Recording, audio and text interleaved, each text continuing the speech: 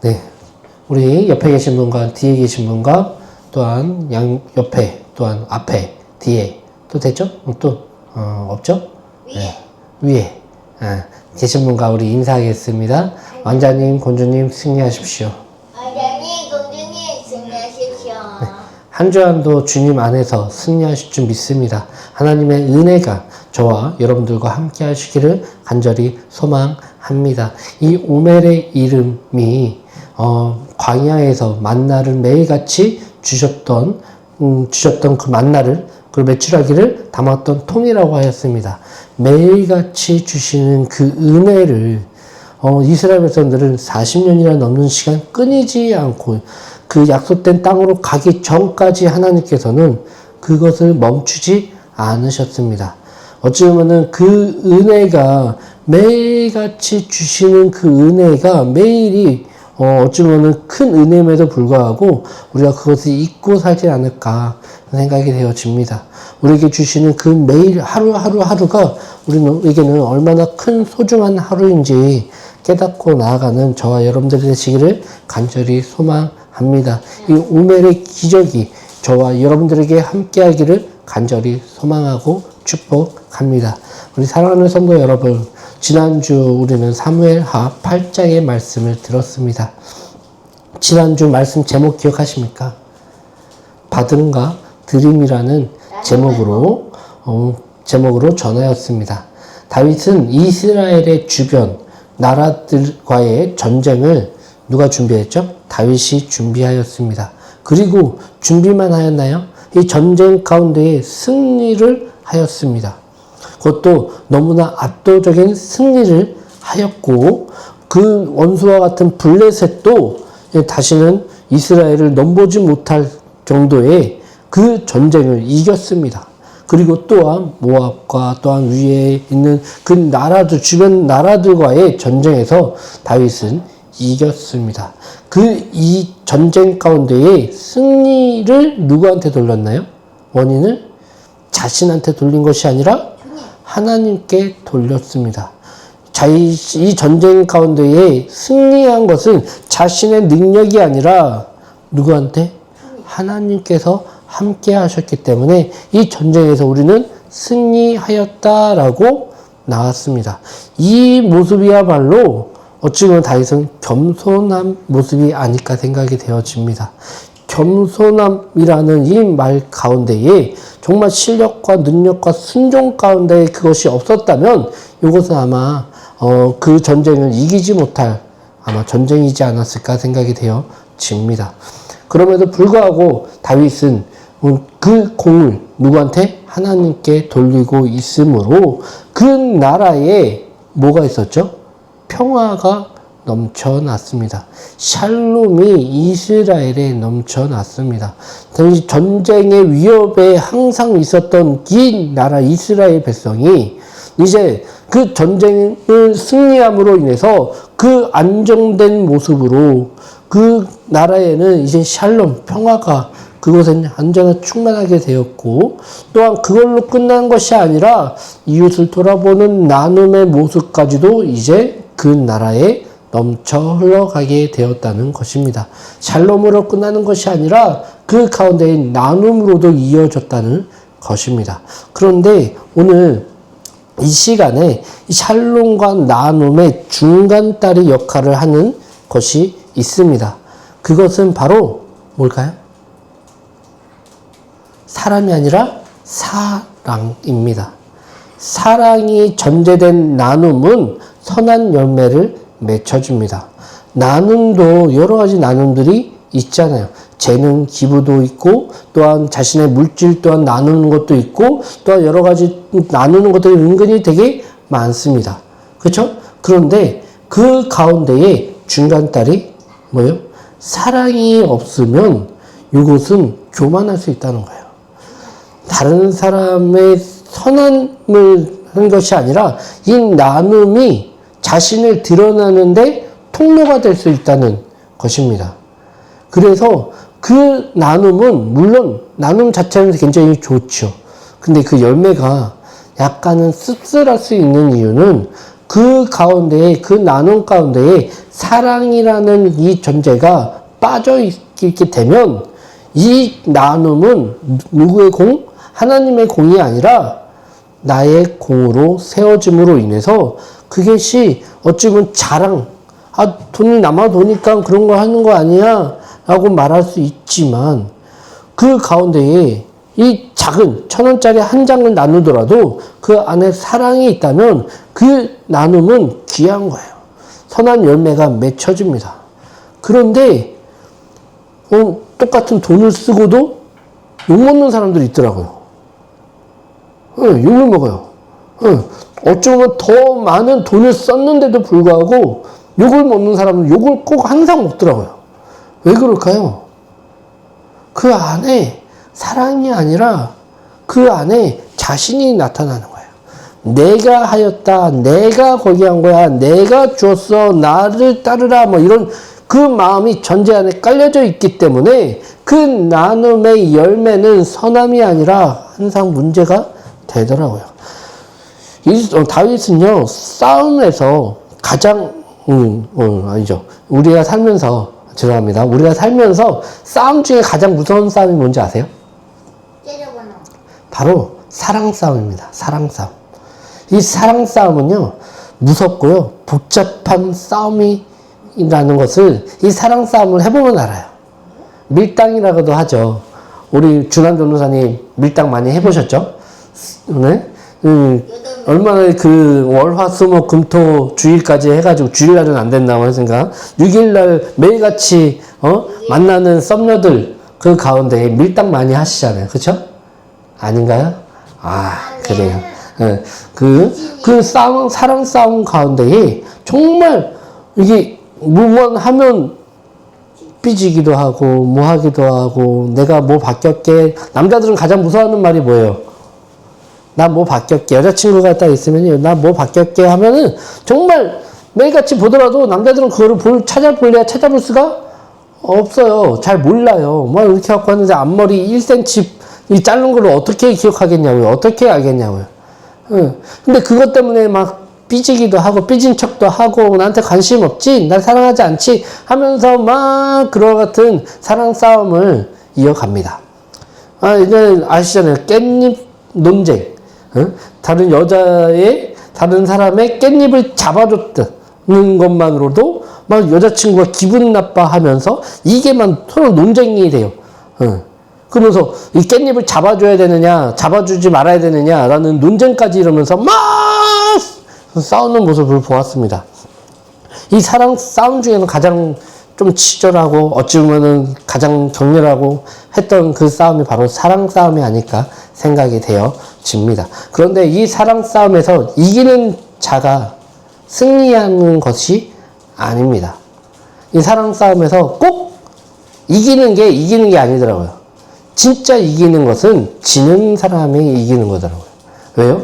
진다는 것은 그만큼 내가 잘못을 안 했다 그래도 내가 잘못을 인정함으로 그 상대방의 화를 거기 기분 나쁜 것을 풀어주는 그 행위로 지고자 하는 거잖아요. 이기고자 악랄하게 막 하는 것보다 그럼에도 불구하고 그래 내가 잘못한 게 없다고 하더라도 그냥 사과하는 그 마음은 정말 그 사람을 사랑하기 때문에 나타나는 행위 아니겠습니까? 우리 전쟁 가운데 이 사랑 싸움 가운데에 이기는 것이 아님은 우리는 이 세상에서 사랑 싸움에서 우리는 볼 수 있다는 것입니다. 여기서 진다는 것은 상대방을 그만큼 배려하고 이해하고 또한 그것을 그 사람을 사랑하는 표현의 방식이 아닐까 생각이 되어집니다. 그래서 이 사랑 싸움에서는 이기는 자는 승리한 자가 아니라 지는 자가 이 사랑 싸움에서 이기는 자가 아닐까 생각이 되어집니다. 자, 그렇다면 사랑은 무엇일까요? 오늘 본문을 통해서 우리 볼 수 있었으면 좋겠습니다. 이 사랑은 물음에서 시작됩니다. 우리 1절 다 같이 한번 읽겠습니다. 다윗이 이르되 사울의 집에 아직도 남은 사람이 있느냐? 내가 요나단으로 말미암아 두 사람에게 은총을 베풀리라. 다윗은 말합니다. 사울의 집에 아직도 남은 사람이 있느냐? 내가 요나단으로 말미암아 그 사람에게 은총을 베풀리라 하니라. 아멘. 다윗은요, 이제 전쟁이 끝났단 말이에요. 그쵸? 이 이스라엘 나라의 평화가, 이 안정된 이 나라에 이제 평화가 지금 이제 찾아온 거 아니겠습니까? 불안한 이 시대 가운데에 이 전쟁으로 말미암아, 이 전쟁의 승리로 말미암아 이 이스라엘 나라에 이제 평화, 안정된 그 나라를 이제 찾게 되었다는 것입니다. 보통 전쟁이 끝나면 뭐 할까요? 전쟁이 끝났어요. 근데 전쟁은 끝난 거서 끝나는 게 아니라 이겼어요. 그럼 어떻게 할까요? 뭐가 따라올까요? 보통 전리품이 따라옵니다. 그 나라에 있었던 그것을 다 자신의 것으로 만들어 버리죠. 그리고 거기 또 무엇을 할까요?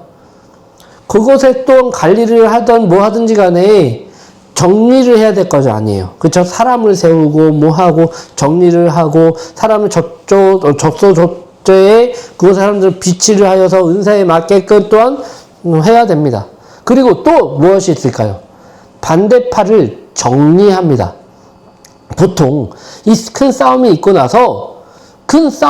나서 또한 편이 아무리 승리했다고 그래도 갈리게 됩니다. 이 싸움에는 무조건 이 전쟁에는 누구나 이긴 자나 진 자나 다 상처가 있습니다. 우리 싸움을 이거 전쟁만 뿐만이 아니라 우리의 싸움 가운데에 누군가의 다툼 가운데 이런 거기를 모습을 보면 다 승리한 것이 아니라 다 상처가 다 남더라고요. 이긴 자도 남고 진 자도 남습니다. 그 가운데에 또한 다른 생각의 사람들이 뭉치게 되고 그것을 또한 파로 만들어집니다. 이 파들은 뭐예요? 이 승리자가 만약에 거기에 있던 권력을 잡고 있었던 그 사람이 흔들리거나 뭐 이렇게 좀 잘못을 하였거나 또 실패를 하였거나 그러면 어떻게 해요? 그 반대파는 들고 일어섭니다. 그렇기 때문에 이 전쟁을 승리한 이 나라들은 이 반대파를 처단합니다. 찾아내서 처단하는 작업들을 합니다. 그런데 다윗은 공의와 정의의 행정으로 이 나라를 세우고자 노력하였고 어떠한 사람들을 선택하였고 비치하였습니다. 제일 그 다음 이 나라가 안정된 사람을 비치하고 행정적으로 이런 것들을 처리한 다음 다윗은 무엇을 했을까요? 자신의 원수였던 사울, 아직까지도 반대파 누구였죠? 다윗의 반대파들이 있었겠죠. 보통은 누구였을까요? 북이스라엘 사람들은 다윗을 그렇게 좋아하지 않는 사람 또한 있었겠죠. 그 사람들이 바로 다윗의 반대파들 아니에요? 근데 그 반대파들이 어디로 뭉칠까요? 바로 그 다윗 왕 전에 있었던 사울 왕의 사람들이 뭉치게 됩니다. 사울 왕의 대를 이을 다른 왕의 권세를 이을 수 있는 그 사람을 찾습니다. 그 사람은 누구였을까요? 바로 그의 아들이었던 사울 왕의 아들이었던 요나단의 뭐 이런 다른 그 족보 가운데에 어느 누구라든지 찾으려고 할 거 아니에요. 그 반대파들은 그 사람을 찾고 찾으려고 노력했을 것입니다. 그에게 그 찾은 이유는 다윗이 쓰러졌을 때, 다윗이 실패했을 때, 다윗이 무슨 문제를 일으켰을 때 그때 노려서 다시 한번 이 나라의 권력을 뺏고자 하는 모습이 바로 그와 같은 반대파의 모습들 아니었을까요? 근데 여기에 다윗도 그 반대파의 핵심이었던 사람을 찾습니다. 그 사람이 누구였을까요? 사울의 집에 아직도 남은 사람이 있느냐? 이 질문의 핵심이 무엇이었을까요? 내가 이 반대파들을 척단할 거야. 그래서 찾아내서 그들의 위협을 내가 무너뜨릴 거야. 그들의 희망을 꺾어버릴 거야. 라는 마음으로 그를 찾았을까요? 이 신하가 다윗의 이 명령을 들었을 때 어떤 마음이 들었을까요? 왜? 사울의 집안의 사람들을, 자식들을 왜 찾아? 왜? 지금 다윗의 지금 이제 안정적으로 세워져 나가고 있는 이 상황 가운데 왜 갑자기 사울의 집안에 있는 사람을 찾아? 왜 찾을까? 그러면 이 사람들을 보복하려고, 그 사람들을 처단하려고, 그 사람들을 잡아서 죽이려고 하는 것이 아닐까? 그들이 사울 왕에게 당했던 그것이 너무나 억울하기 때문에 이 다윗은 그들을 보복하려고 나오지 않을까? 라는 생각을 하지 않았을까 생각이 되어집니다. 그런데 다윗은요, 자신의 권력으로 사울 왕의 씨를 말려 버리겠다는 물음이 아니었어요. 사울의 집에 아직도 남은 사람이 있느냐? 라고 한 것은 그를 찾아서 보복하겠다라는 것이 아니라 다윗은요, 여기에서 끝나면 오해할 수 있잖아요. 이게 충분히 오해할 수 있는 말 아니겠어요? 그런데 다윗은 그걸로 끝나지 않았습니다. 분명히 이건 오해할 수 있는 말임에도 불구하고 이걸로 끝냈으면 아마 거의 했을 거예요. 근데 다윗은요, 여기에 더 나아가 이런 말까지 덧붙입니다. 내가 요나단으로 말미암아 그 사람에게 은총을 베풀리라. 이 말로 인해서 그의 명령을 들었던 신하는요, 오해의 소지를 그나마 조금은 내려놓을 수 있지 않았을까 생각이 되어집니다. 왜? 그의 찾는 이유는 보복이 아니라 이런 행위를 누가 했었어요? 사울 왕이 했던 모습들 아니었어요? 자신의 이렇게 친교를 하듯이 다윗을 찾고 그 다음에 찾았을 때 그 죽이려고 했던 그 모습 아니었어요? 그런데 이 다윗은 그걸로 끝나는 것이 아니라 내가 요나단으로 사울 왕으로 말하는 것이 아니라 그의 형제처럼 지냈던 요나단으로 말미암아 그 사람에게 은총을 베풀리라. 사울 왕한테는 진짜 보복할 수 있지만 화가 나고 이렇게 할 수도 있겠지만 내가 사울 왕을 본 것이 아니라 나의 친구이자 형제이자 그 동지였던 요나단으로 말미암아 그 사람의 씨를 내가 찾고자 한다. 은총을 베풀고자 은혜를 갚고자 함이니 좀 찾아달라라는 부탁입니다. 여기에서 정말 어떤 사람들은 신하의 입장에서는 과잉된 충성된 자들 있잖아요. 그쵸? 내가 오해해가지고 이 한마디만 이거를 그냥 그대로 얘기 들었고 그 순종하면서 나아가면 되는데 과잉된 충성으로 인해 사울의 집안의 사람들을 내가 잡아서 그냥 반 죽여놔서 이렇게 해서 다윗에게 바치면 다윗도 좋아할 거야. 오해할 수 있잖아요. 그런데 요것은 다윗이 그 신하들은요, 그 말을 오해하지 않았던 이유는 진심이 전해졌기 때문입니다. 그의 말에 헛된 말이 아니라, 반어법이 아니라, 말 그대로 그 말에 사랑이 전해지니까 이 신하들도 정말 그 말을 믿었어요. 믿고 정말 충실하게 그 집안의 사람들을 찾고 찾았습니다. 사랑은요, 여러분, 장벽을 넘습니다. 2절서부터 4절까지 말씀을 한번 읽겠습니다. 동한 사람이 있으니 그 이름은 시브라. 그를 다윗 앞으로 부르매 왕이 그에게 말하되 네가 시바냐 하니 이르되 당신의 종이니이다 하니라. 왕이 이르되 사울의 집에 아직도 남은 사람이 없느냐. 내가 그 사람에게 하나님의 은총을 베풀고자 하노라 하니 시바가 왕께 아뢰되 요나단의 아들 하나가 있는데 다리 정연찬이다 하니라. 왕이 그에게 말하되 그가 어디 있느냐 하니 시바가 왕께 아뢰되 로드발 암미엘의 아들 마길의 집에 있나이다 하니라. 아멘. 다윗의 이 행위는, 이 명령은 다윗의 왕권에 도움이 될까요? 안 될까요? 도움이 안 되죠. 그의 만약에 자녀들 중에 사울 왕의 자녀들 중에 찾았다고 생각해 보세요. 그러면 장자들은 어찌 보면은 미래에 나에게 가장 위협이 될 사람들 아니겠어요? 자신의 반대파들, 어찌 보면 자신의 믿고 따르는 백성이라고 하지만 그 중에 사울 왕을 좋아했던 사람들, 아니면 사울 왕의 편에 있었던 사람들, 자신은 아직 다윗 왕에 있었을 때 그곳에서 자신의 위치가 너무 위험한 사람들, 그 가운데 자신의 위치를 애매하게 찾지 못했던 사람들, 예전에 권력을 자신에게 충만하게 있었지만 다윗 왕의 때에 그 권력이 잘 빼앗겼던 그 사람들에게는 이 사람이 위험의 거리가 있었음에도 불구하고 다윗은 그를 찾았습니다. 찾고 정말 열심히 찾았어요. 이 신하가 정말 포기하지 않고 찾고 와서 매번 보고했을 거 아니에요. 그쵸?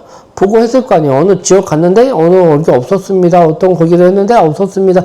어쨌든 간에 정기적으로 보고를 받았을 텐데 포기하지 않고 이 다윗은 그것을 정말 진심으로 그를 찾았다는 것입니다.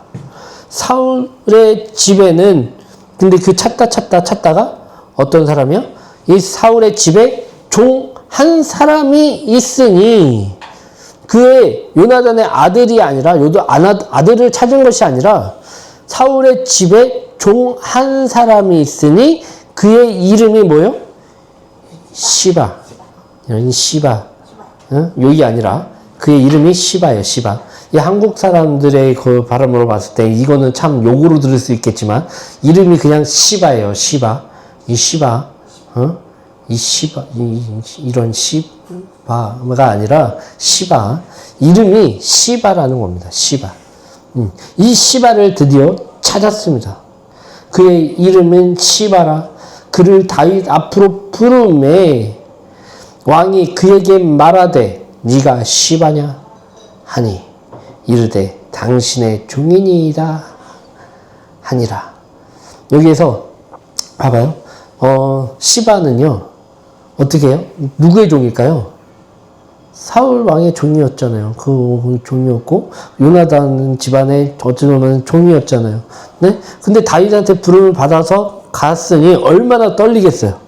얼마나 자신의 목숨이 어떻게 될지 잘 모르니까. 그쵸? 나까지 죽이려고 하나? 아예 거기에서 관련된 모든 사람들을 죽이려고 하나? 왕 앞에 무릎 꿇고 딱 있을 때에 그 다윗의 물음, 왕이 그에게 말하되 네가 시바냐 하니 이 종이 하는 얘기가 뭐예요?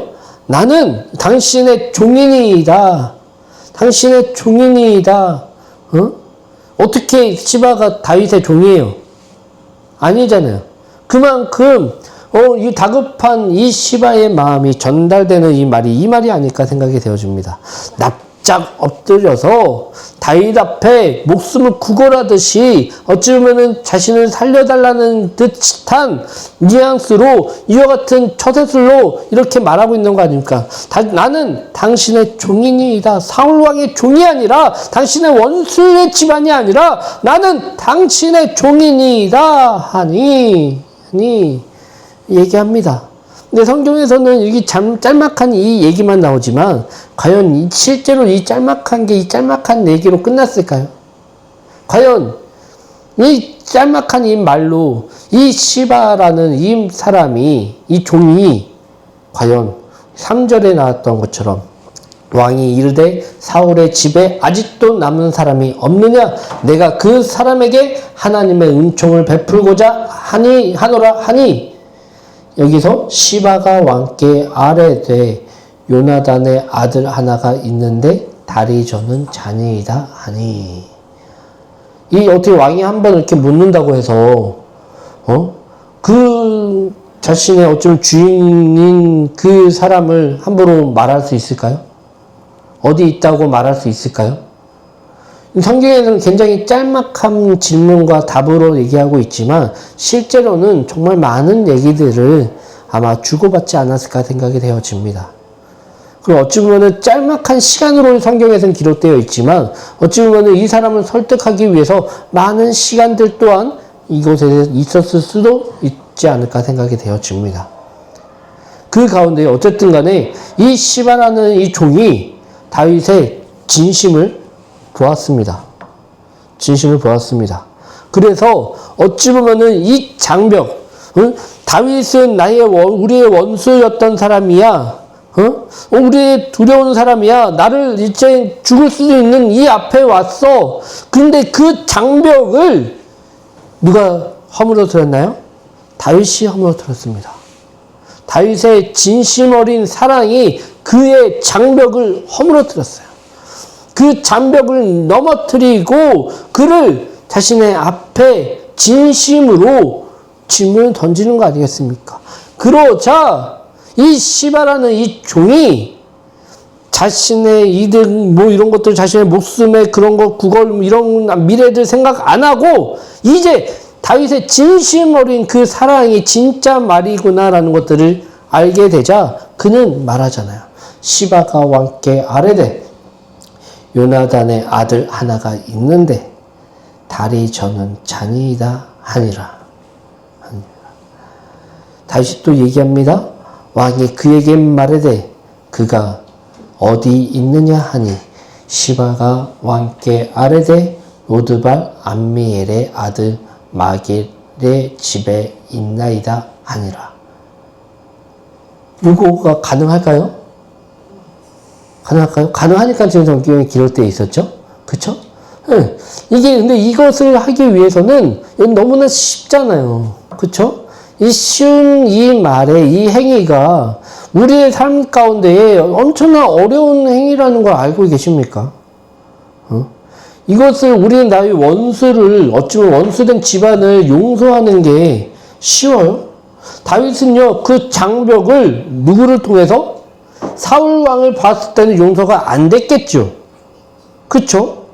그런데 누구를 봐서 거기를 용서했어요?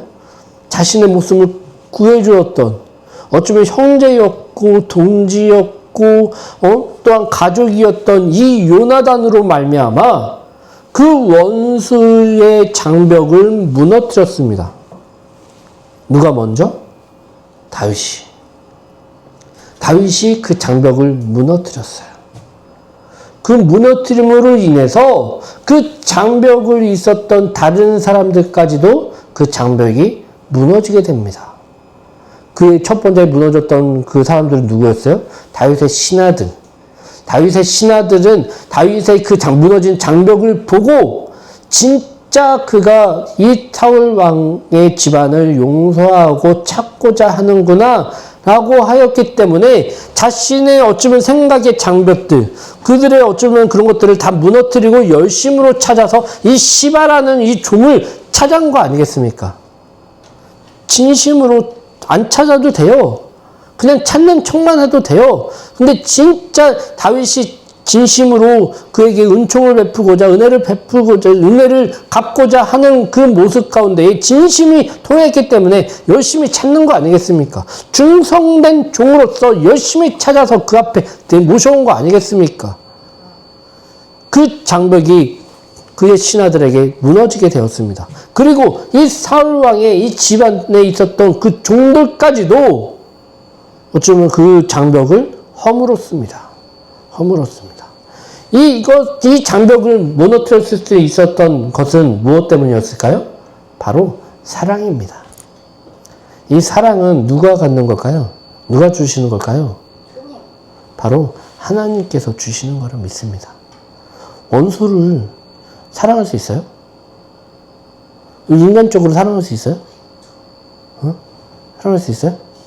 사랑하는 게 쉽지가 않아요. 누군가에게 상처를 받아본 사람은요, 그 상처를 준 사람을 쉽게 용서하지 못해요. 저는요, 이 김대남 목사는요, 저 또한 그 장벽을 무너뜨리지 못한 사람이 있습니다. 그 사람만 보면 치가 떨릴 정도로 화가 나고 용서가 안 되는 사람이 있어요. 그럼에도 불구하고 그것을 무너뜨리고자 노력하려고 하는 그 마음은 누가 주시는 거예요? 바로 하나님께서 주시는 거라 믿습니다. 그렇다고 내가 어떤 사람을 용서 못했어? 괜찮아요. 하나님은 그 마음 또한 이해해 주십니다. 우리가 그 마음을 무너뜨리기를 원하시지만 무너지지 않는다고 하더라도 괜찮아요. 하나님은 그럼에도 불구하고 그들을 사랑하고 용서하고 보듬어 주십니다. 그 마음이 우리가 전달되고 받을 때에 하나님의 역사는 또한 일어나죠. 그렇지 않다고 하더라도 하나님은 우리를 위로해 주시고 또한 우리를 보호하시고 인도하십니다. 우리는 그 삶을 우리는 살아야 될 줄 믿습니다. 지금 이 시바를 통해서 지금 드디어 찾았습니다. 그의 요나단의 아들이 하나 있는, 다리 저는 그 아들이 있는 그 사람을 찾았습니다. 우리 7절 한번 보겠습니다. 7절 한번 읽겠습니다. 다윗이 그에게 이르되 무서워하지 말라. 내가 반드시 내 아버지 요나단으로 말미암아 내게 은총을 베풀리라. 내가 내 할아버지의 사울의 모든 밭을 다 내게 돌려주겠고 또 너는 항상 내 상에서 떡을 먹을지니라 하니 그가 전하여 이르되 네. 산에서 떡을 먹을지니라 하니 네. 지금 다윗이 그에게 이르되 누구예요? 그의 요나단의 아들 무비보셋을 초대합니다. 드디어 이제 그를 찾았고요. 위치를 알았어요. 그가 바로 가는 것이 아니라 그를 왕궁으로 초대합니다. 초대해서 요나단으로 말미암아 내게 은총을 베풀리라. 내가 내 할아버지의 사울의 모든 밭을 다 내게 도로 주겠고 또 너는 항상 내 상에서 떡을 먹을지니라. 사울 왕에게 있었던 그의 모든 소유를 다시 돌려주겠다는 약속을 주었습니다. 이 약속만 했을까요? 그냥 말로만 했을까요? 실제로 그 말에 아마 그에게 집행이 되어졌을 것입니다. 이는 불쌍한 무비보셋으로 여겼다는 것이 아닙니다. 어쩌면 다리가 저니까 장애가 있으니까 불쌍하니까 이거는 너한테 다시 그냥 줄 거야 라는 이런 것이 아니에요.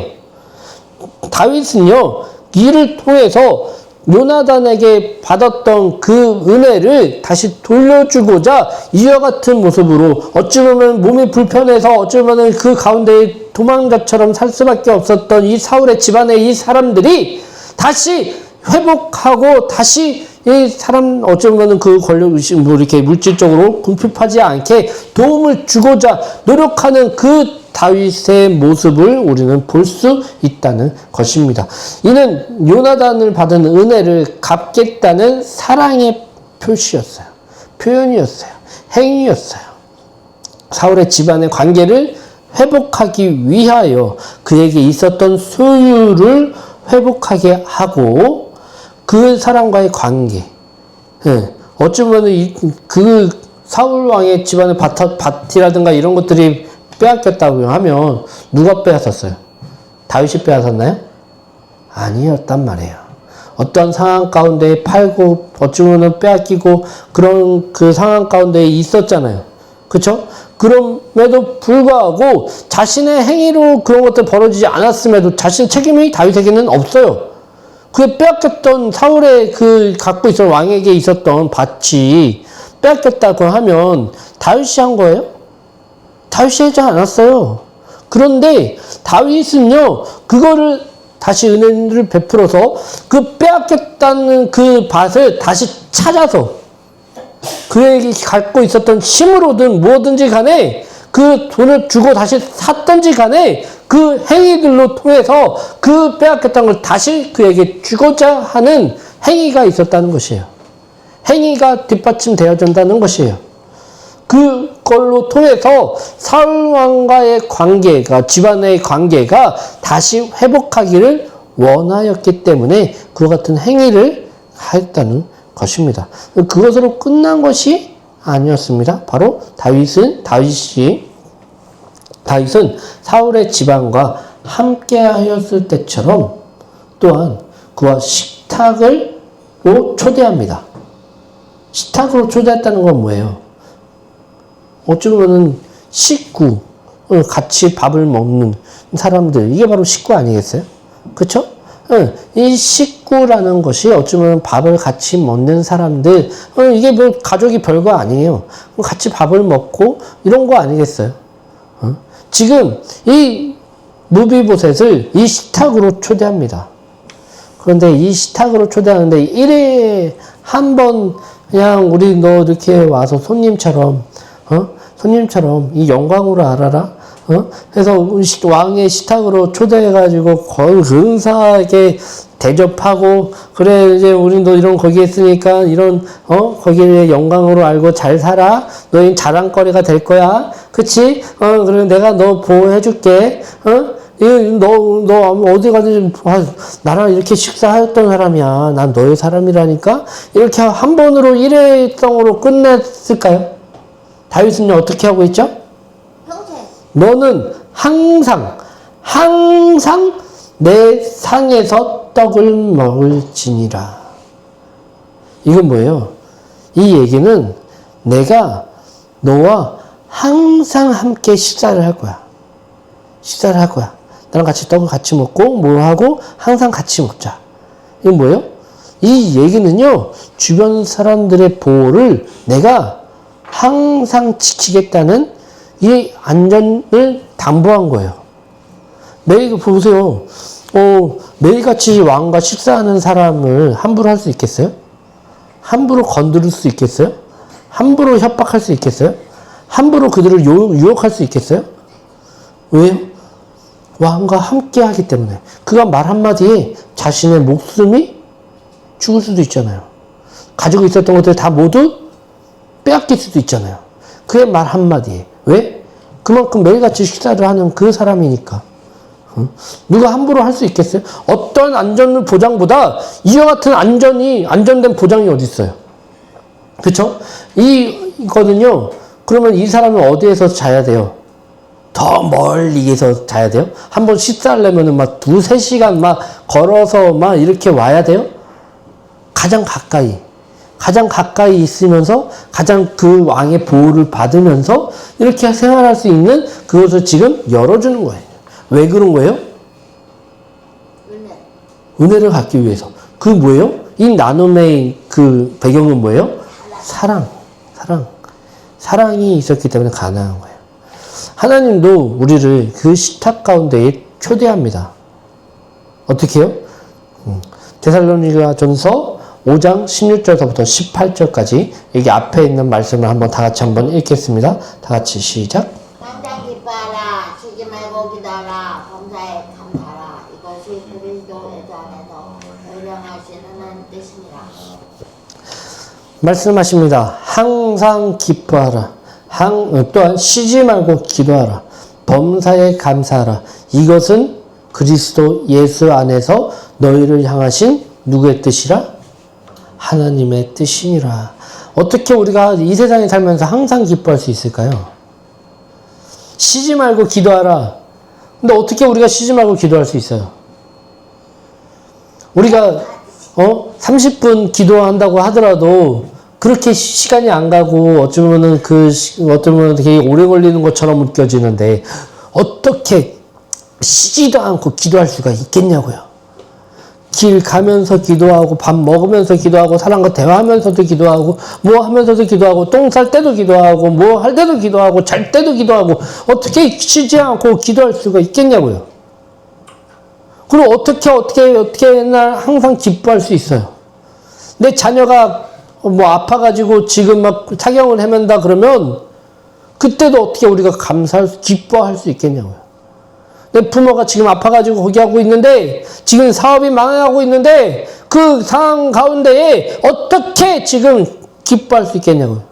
그리고 우리의 그 가정이 망가지고 있는데 지금 썩어가는 그 상황 가운데에 우리가 어떻게 기뻐할 수 있겠냐고요. 그 상황이 우리에게 돌아온다면 지금 그 상황 가운데 있다면 어떻게 항상 기뻐하라 이 말씀에 순종할 수 있냐고요. 어떻게 쉬지 말고 기도할 수 있냐고요. 범사에 어떻게 우리가 감사할 수 있냐고요. 이것이 그리스도 예수 안에서 너를 향하신 하나님의 뜻이니라 라는 이 말씀에 우리가 어떻게 순종할 수 있냐고요.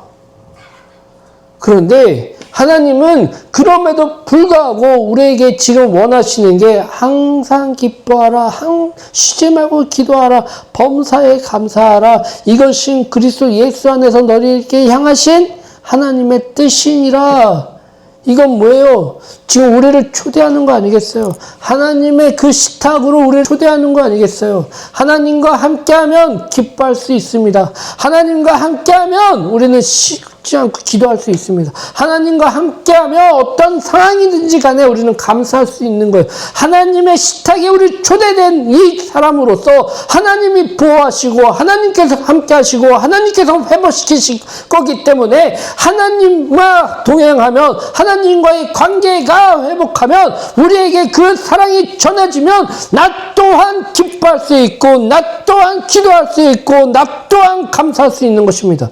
그렇기 때문에 우리가 그 하나님의 사랑 안에 그 초대장을 우리가 받아들이고 끝내는 것이 아니라 그 감사의 초대장을 받아, 사랑의 초대장을 받아, 그것을 우리가 그 식탁 안에 나아갈 때에 그것이 회복되는 역사가 우리 삶 가운데 일어날 줄 믿습니다.